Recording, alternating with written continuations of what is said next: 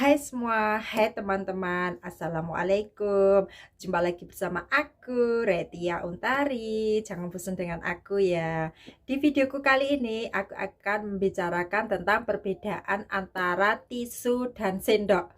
Itu aku masih sering salah ya membedain antara bahasa kantonisnya tisu dan sendok itu. Emang apa sih bahasanya tisu dan sendok itu? Kalau tisu itu kan bahasanya jikan, sedangkan sendok bahasa kantonisnya jikang. Kan hampir sama, hampir mirip juga ya bahasanya. Kalau aku mendengarnya bahasa itu sekilas ya, aku sambil nonton TV atau sambil main HP, disuruh ngambilin tisu atau sendok itu aku pasti salah ya. Baru aja kemarin sore itu aku salah ya antara ngambilin tisu dan sendok itu. Padahal aku di sini itu udah 5 tahun ya, tapi masih sering salah loh tentang bahasa tisu dan sendok itu. Kan kemarin sore itu maminya si bocil itu makan bubur ya, makan bubur dan aku sambil ngelihat TV di depan TV sambil pegang HP juga ya. Terus maminya si bocil itu ngomong ambilin tisu gitu ya. Aku dengarnya ambilin sendok gitu. Aku nggak tanya dulu. Kan dia lagi mau makan bubur ya, otomatis aku berpikir ambilin sendok gitu lah. Aku nggak tanya dulu mau mau tadi disuruh ambilin apa gitu. Aku nggak tanya dulu sama mamanya bocil. Aku langsung jalan ke dapur, terus ngambilin sendok. Terus mamanya si bocil itu, aduh Cece, what happened with you? Maksudnya ada apa dengan kamu? Nah, aku juga, lah kamu tadi kan ngomong suruh ngambilin sendok gitu. Aku minta tisu bukan minta sendok, dia ngomong gitu. Terus aku jawabnya, lah kalau kamu mau minta tisu sama sendok jangan selalu pakai bahasa kantonis. Kalau menurutku bahasa kantonisnya itu sama. Dianya bilang enggak sama Cici, itu beda bahasanya. Pokoknya aku tetap ngomong bahasa kantonis supaya kamu sering terdengar, supaya kamu nggak selalu salah. Kan dia tahu kalau aku sering salah apa itu ngambilin tisu sama apa sama sendok itu ya.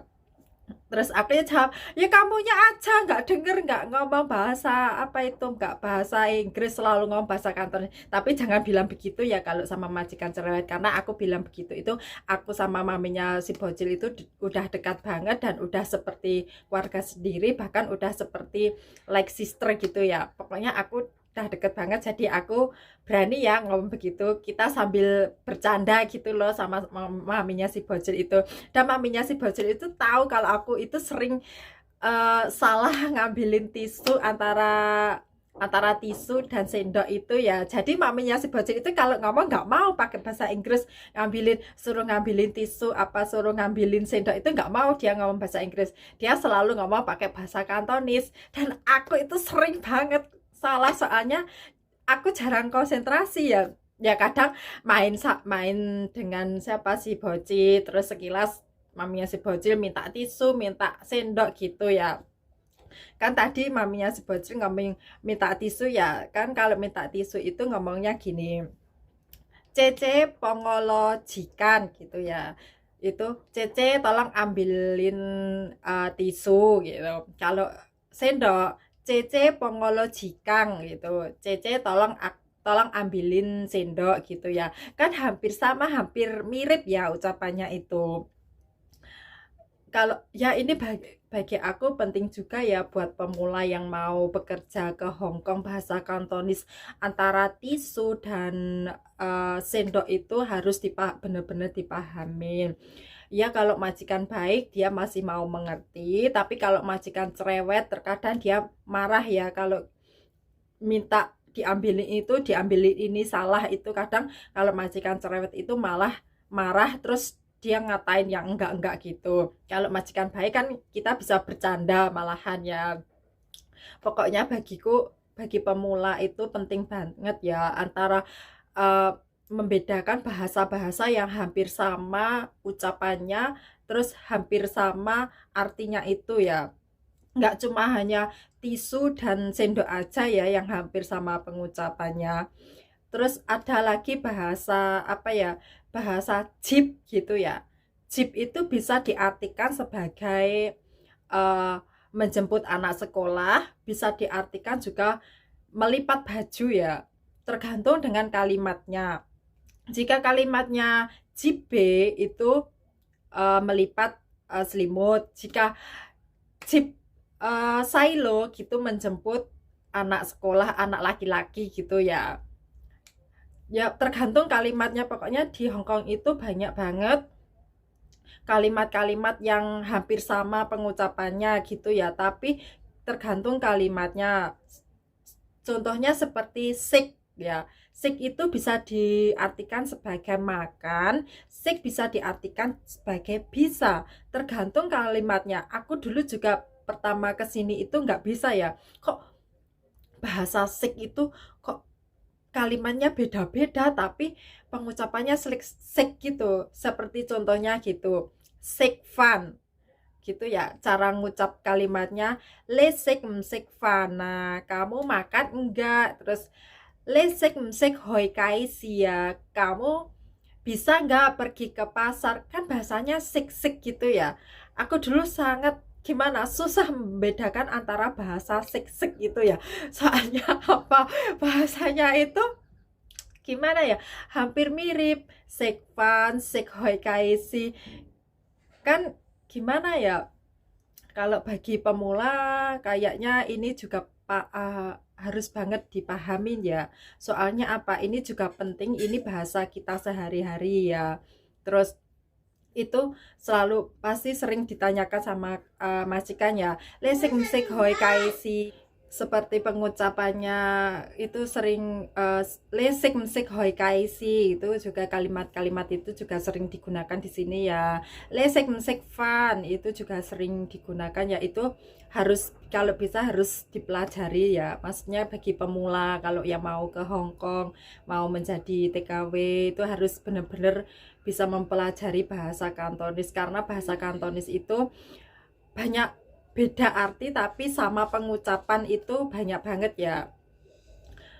Seperti apa itu kau seperti kau ya.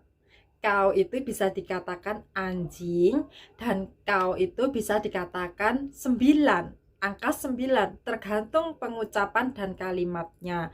Pokoknya jika pengucapannya lekeng dengan lekeng cek kawan, itu dia menanya kamu takut enggak dengan anjing. Kalau terus jika pengucapannya hai oke ya oke cek kaitan, nah, itu menanyakan ada berapa di rumah, ada berapa telur itu kan. Kalau itu kan jawabnya pasti kalau 9 kan kau cek kawan ya.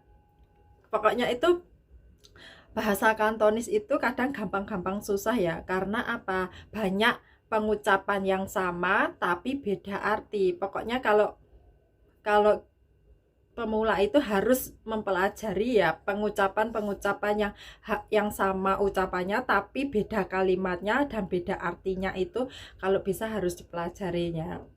Ya sepertinya contoh aku aja ya, aku di sini ya udah 5 tahun ya, tapi masih sering membedakan antara tisu dan sendok karena itu hampir sama pengucapannya tapi kan beda beda arti gitu. Sebenarnya kan jikang gitu kan, jikang sama jikan gitu kan juga beda ya, tapi kan kalau sekilas hampir sama. Aku sering banget salah, bahkan kemarin itu disuruh kemarin lusa itu disuruh kakek aku ya, kakek aku mau makan itu, makan bersama di meja makan itu ya, kita makan bersama. Terus kakek itu nggak biasanya sama sekali menyuruh aku ngambilin sendok. Paling-paling dia kalau menyuruh ngambilin tisu. No, saya tisu kan selalu di samping aku, soalnya samping si bocil makan itu tisu ya.